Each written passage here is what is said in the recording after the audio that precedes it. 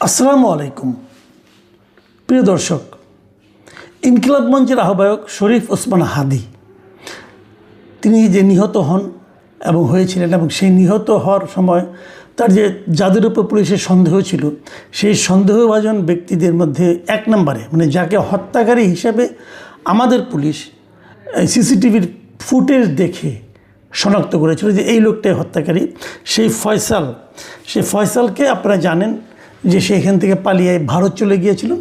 এবং সেখানে এই মার্চ মাসের 8 তারিখে তাকে আটক করা হয়েছিল ভারত থেকে। ভারতের 24 পরগনার এই যে বনগাঁও এলাকা আছে আমাদের সীমান্তের একদম লাগোয়া, সেখান থেকে তাকে গ্রেপ্তার করা হয়েছিল।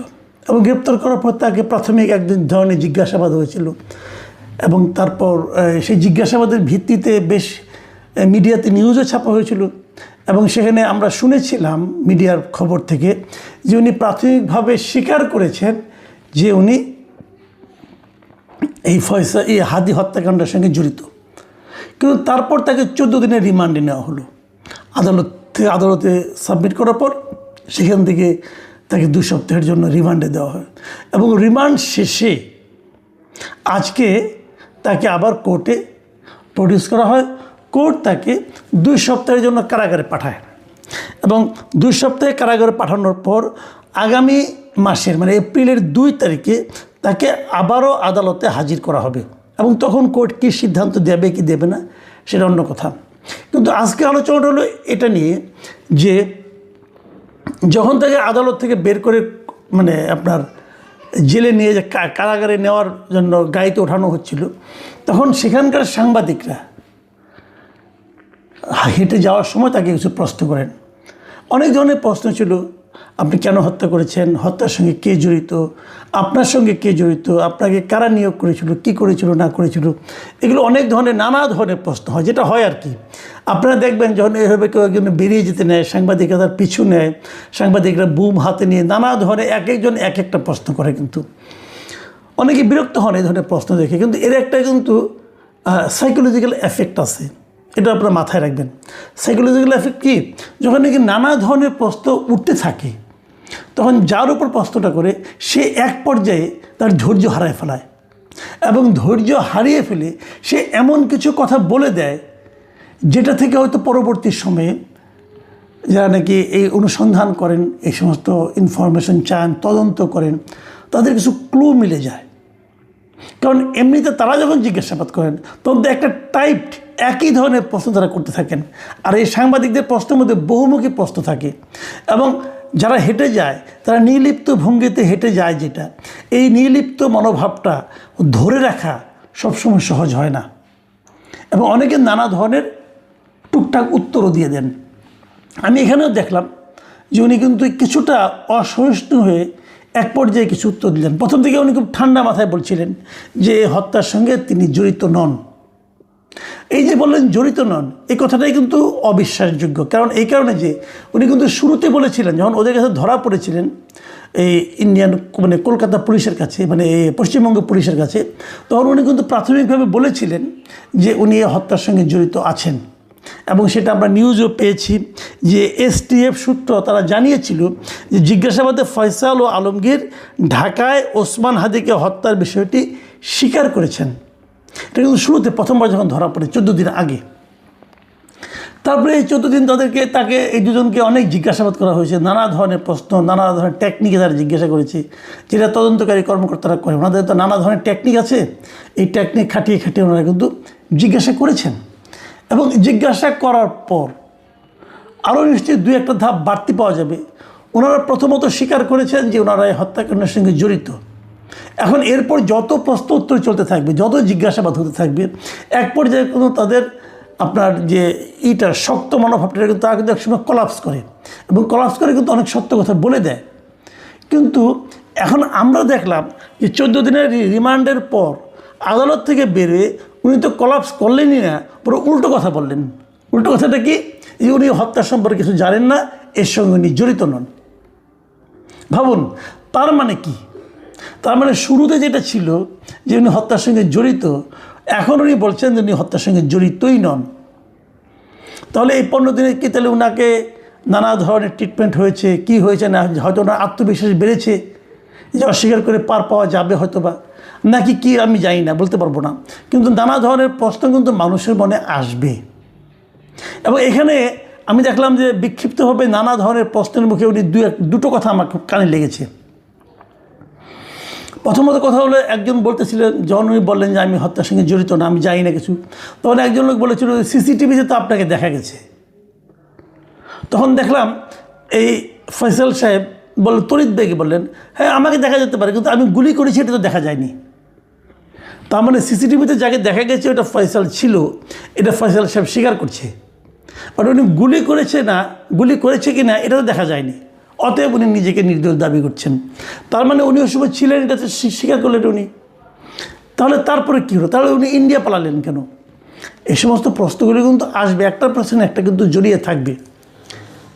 এরপর এক পর্যায়ে উনি যে কথাটা বললেন, যেটা নাকি এই আলোচনার মূল বিষয়, সেই জায়গায় উনি বললেন, আমরা শুনলাম, আমিও ওদেরকে শুনেছি আর কি ভিডিওতে।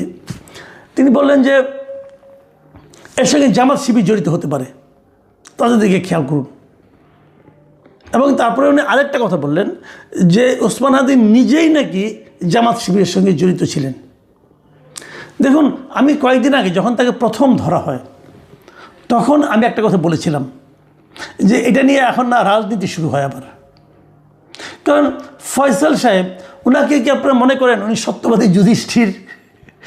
উনি যা বলবেন সেটাই কি আপনার সত্য বলে ধরবেন? এখন উনি যদি একজনের নাম বলে দেয় যে অমুকে জড়িত, তখন আব্দুর রহিম নামে এক লোকের নাম বললো যে আব্দুর রহিমের সঙ্গে জড়িত, আব্দুর রহিম এই জন্য আমাকে এত টাকা দিয়েছে বললো। এখন তাহলে কি যত আব্দুর রহিম আছে সবাই তো বিপদে পড়ে যাবেন, যে তাহলে তো আমাকে ধরবে। এখন ফয়সাল বললেই কি সেটা গ্রহণযোগ্য? ফয়সাল তো এক এক কথা বলছে। ফয়সালের কথার উপর আপনি কতটুকু নির্ভর করবেন? কিন্তু আমি নিশ্চিত এই যে উনি জামাত শিবিরের কথাটা উচ্চারণ করেছেন, এতেই কিন্তু এখন জামাত শিবিরের বিরুদ্ধে নানা ধরনের রাজনীতি শুরু হয়ে যাবে। বলা শুরু হবে জামাত এরকমই করে, বলা শুরু হয়ে যাবে জামাত ইচ্ছাকৃতভাবে এই ইলেকশনে একটা এগিয়ে থাকার জন্য এই কাজটা করেছে। বলা হবে জামাত আগে থেকেই নির্বাচন পিছিয়ে যাক এটা চাচ্ছিল, এই ঘটনার মাধ্যমে নির্বাচনটাকে পেছানোর জন্য তারা চেষ্টা করেছে। এগুলো কিন্তু আলোচনা হতে থাকবে।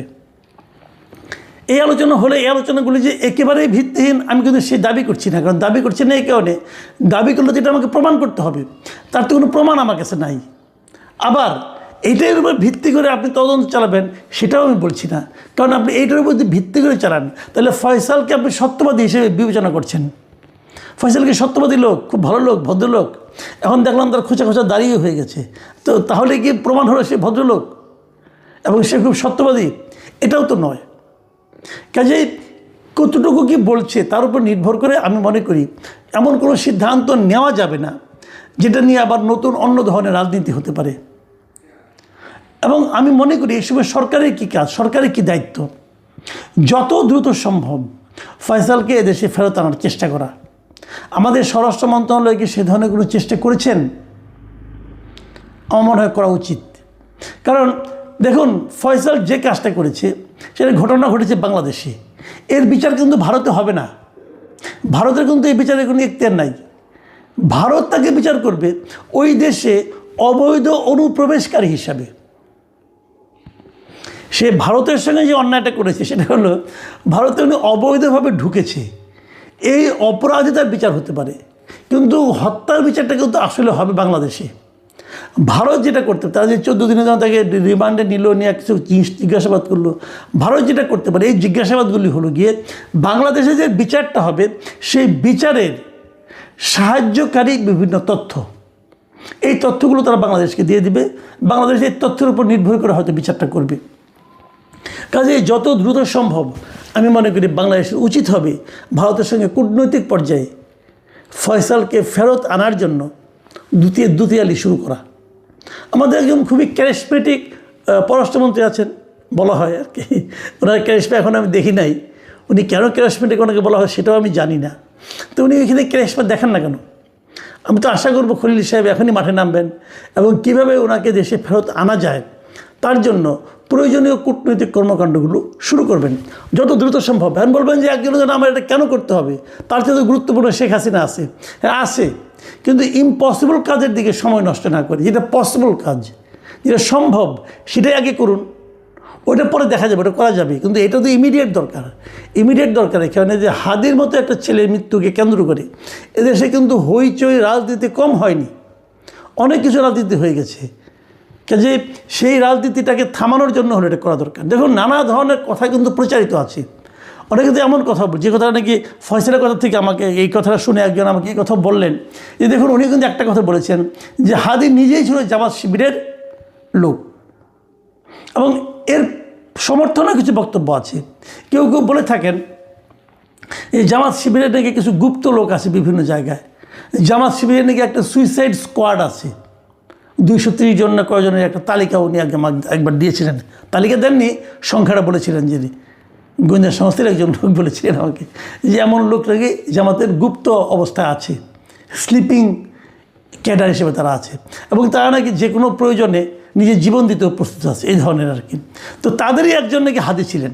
দেখেন, এই ধরনের কথা কিন্তু নানা ধরনের কথা, এগুলো হয়তো উর্বর কল্পনা প্রসূত কথা হতে পারে। এই কথাগুলো কিন্তু বাজারে ছড়তে থাকবে যতক্ষণ পর্যন্ত না তাকে আপনি আপনার কাছে না আনতে পারবেন। দূরে থাকলে অনেক কিছুই হবে, এক একজন এক একটা বলবে, কেউ তো আর চ্যালেঞ্জ করবে না, তাই না? কাজে এই চ্যালেঞ্জগুলো যাতে না করতে হয়, যেন সব কিছু মিলে আমরা যেন একটা সমাধানে পৌঁছতে পারি, আমরা যেন একটা প্রকৃত ঘটনাটা কী সেটা যেন জানতে পারি, এই জন্য যত দ্রুত সম্ভব এই ফয়সাল এবং আলমগীরকে এদেশে ব্যাক করা দরকার, এবং তাকে ফিরিয়ে আনার জন্য কূটনৈতিকভাবে যতদূর পরিশ্রম করা যায়, যতদূর চেষ্টা করা যায়, আমাদের পররাষ্ট্র মন্ত্রণালয় সেটা করবেন এই প্রত্যাশা আমি করি। আমি মনে করি এটা নিয়ে আগেই ওই চিলে কান নিয়েছে শুনিয়ে আপনি চিলের রাজনীতি শুরু করে দিবেন, এটা ঠিক হবে না। প্রিয় দর্শক, আমি সবসময় একটা কথা বলি, আমি আমাদের দেশে কোনো রাজনৈতিক ঘটনাকে কেন্দ্র করে জাতিগত বিভক্তি চাই না। জাতিকে আর বিভক্ত করেন না আপনারা। আমরা একটা ঐক্যবদ্ধ সমাজ চাই, ঐক্যবদ্ধ জাতি চাই, ঐক্যবদ্ধ রাজনীতি চাই। রাজনীতিতে মতভেদ থাকবে, কিন্তু দেশটা যেন ঐক্যবদ্ধ থাকে সেটাকে খেয়াল রাখতে হবে। আপনি জামাত করবেন না, বিএনপি করবেন না, আওয়ামী লীগ করবেন না, কোনো সমস্যা নাই। কিন্তু যেটাকে আপনি অপছন্দ করেন সেই রাজনৈতিক দলকে দেশ থেকে বিতাড়িত করবেন, অথবা তারা সমস্ত অন্যায় তাদের উপর চাপাই দিবেন, এটাও কিন্তু আমি মনে করি ঠিক না। প্রকৃত সত্যটা উদ্ঘাটনের জন্য সরকার যেন সচেষ্ট হয়, সেই প্রত্যাশা থাকলো। আল্লাহ হাফিজ।